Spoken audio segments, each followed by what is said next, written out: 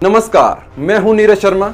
दोस्तों, एक बार कल्पना कीजिए कि अगर कोई इंसान पानी को देखते ही डरने लग जाए, या फिर किसी कुत्ते की तरह आवाजें निकालना शुरू कर दे, या फिर किसी इंसान में वो सारे लक्षण दिखने लग जाएं जो एक जानवर में दिखते हैं, और अंत में उसकी दर्दनाक मौत हो जाए। आपको ये सारी बातें सुनने में अजीब लग रही होंगी, लेकिन एग्जैक्टली यही सब घटता है एक रेबीज पेशेंट के साथ मरने से पहले। आखिर क्या होता है जब रेबीज वायरस किसी इंसान की बॉडी में एंटर कर जाता है, और क्यों इस खतरनाक वायरस को डेडलिएस्ट और 100% फैटल कहा जाता है? आइए समझते हैं। Rabies is one of the most terrifying diseases known to humans. And if the symptoms develop, you need medical attention or you're going to die.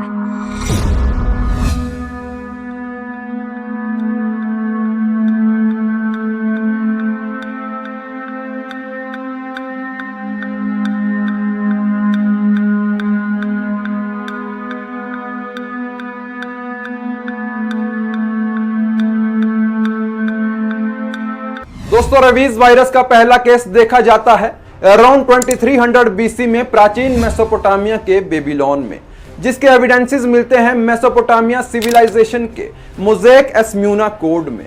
इसके बाद लगभग 4100 वर्षों तक रेबीज बीमारी का कोई जिक्र नहीं हुआ, लेकिन आज से लगभग 304 वर्ष पहले 1720 में हंगरी में रेबीज एपिडेमिक आया, और एक रिसर्च के अनुसार यह एपिडेमिक इतना खतरनाक था कि हंगरी के लोग रात में एक्टिव हो जाया करते थे, रात भर कुत्तों की तरह भौंकते थे और एक दूसरे को काटने लग जाते थे, और दिन में अंधेरे कमरों में बंद हो जाया करते थे। हंगरी में फैली इस महामारी को देखने के बाद ही 1721 में पहली बार जर्मन प्रीस्ट गैब्रियल रेजिस्की ने वैम्पायर शब्द को दिया, और यहीं से वैम्पायरिज्म की शुरुआत होती है।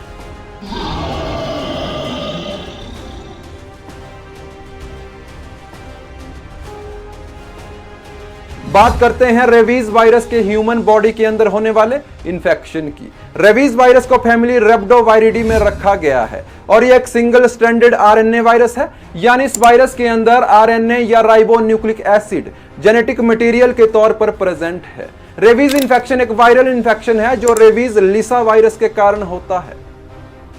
रेबीज डिजीज का दूसरा नाम है हाइड्रोफोबिया, यानी इस बीमारी में इन्फेक्टेड पर्सन को पानी से डर लगने लगता है। रेबीज वायरस की ट्रांसमिशन होती है एनिमल्स के जरिए, जिस कारण इसे जूनोटिक इन्फेक्शन भी कहा जाता है।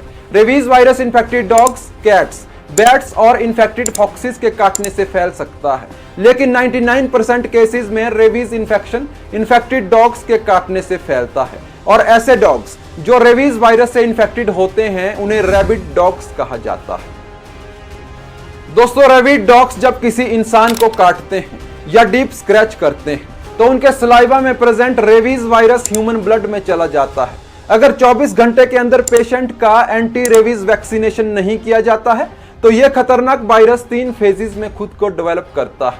पहला है इंक्यूबेशन फेज। इस फेज में यह वायरस वुंड्स या जख्म के जरिए मसल टिश्यू में चला जाता है, और 10 से 15 दिनों के अंदर खुद को रेप्लिकेट करके अपना नंबर बढ़ाने लगता है। दूसरा फेज है प्रोड्रोम फेज। इनिशियल रेप्लिकेशन के बाद यह वायरस इन्फेक्टेड पर्सन के सेंट्रल नर्वस सिस्टम को इन्फेक्ट करके स्पाइनल कॉर्ड के थ्रू रेबीज वायरस के फाइनल टारगेट ह्यूमन ब्रेन तक पहुंच जाता है, और इस स्टेज में सेंट्रल नर्वस सिस्टम के इन्फेक्शन के बाद पेशेंट में फीवर, हेडेक, फटीग और वोमिटिंग जैसे लक्षण देखने मिलते हैं। और अंतिम फेज है न्यूरोलॉजिकल फेज। रेबीज वायरस द्वारा ब्रेन में हुए न्यूरोलॉजिकल डैमेजेस के कारण पेशेंट पानी से डरने लग जाते हैं। इस स्टेज में रेबीज पेशेंट की सांसें फूलने लग जाती हैं, उसे एंजाइटी अटैक्स आने लग जाते हैं, और उसे इंसोम्निया या स्लीपिंग डिसऑर्डर हो जाता है। यानी रेबीज वायरस ब्रेन को हाईजैक करना शुरू कर देता है, और पेशेंट बुरी तरह से ब्रेन रिलेटेड इश्यूज को फेस करने लग जाता है।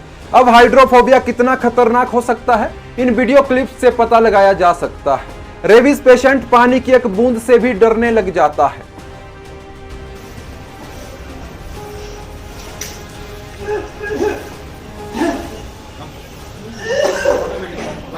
इस फाइनल स्टेज में रेबीज वायरस पूरे ब्रेन को अपने कंट्रोल में ले लेता है। यह वायरस बॉडी के सारे वॉलंटरी और इनवॉलंटरी फंक्शंस को कंट्रोल करने लगता है, ब्रेन की सेल्स को मारने लग जाता है और पूरी ह्यूमन बॉडी पर कंट्रोल कर लेता है, और इन्फेक्टेड पर्सन से कुछ भी करवाता है, जैसे मसल ट्विचिंग होना, कुत्ते की तरह भौंकना और काटना।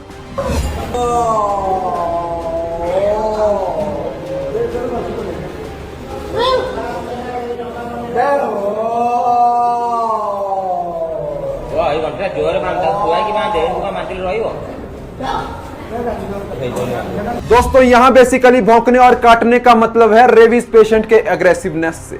रेबीज डिजीज के पेशेंट बहुत एग्रेसिव हो जाते हैं और पेशेंट को देखकर लगता है कि वो जानवरों की तरह दूसरों पर अटैक कर रहे हैं, और अब यह वायरस तेजी से इन्फेक्टेड पर्सन की पूरी बॉडी में फैल जाता है और पेशेंट की दर्दनाक मौत हो जाती है। दोस्तों रेबीज वायरस के स्प्रेड होने के दो बड़े कारण हैं। पहला लोगों में अवेयरनेस की कमी होना, और दूसरा है देश में स्ट्रे डॉग्स की संख्या में लगातार बढ़ोतरी होना। पूरी दुनिया में अगर रेबीज इन्फेक्टेड लोगों की बात करें तो भारत में highest number of rabies cases देखने को मिलते हैं।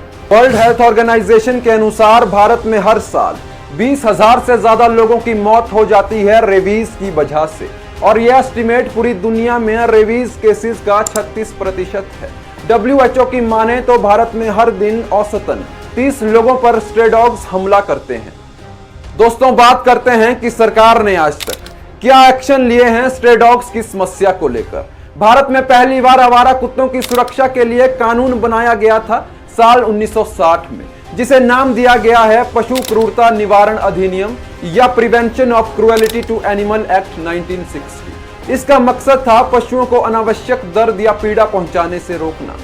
Prevention of cruelty to animal act 1960 के अंडर ही 2001 में आवारा कुत्तों को समाज से हटाने या उनकी आबादी को कम करने के लिए केंद्र सरकार एक कानून बनाती है, जिसे the animal birth control rules 2001 कहा गया है।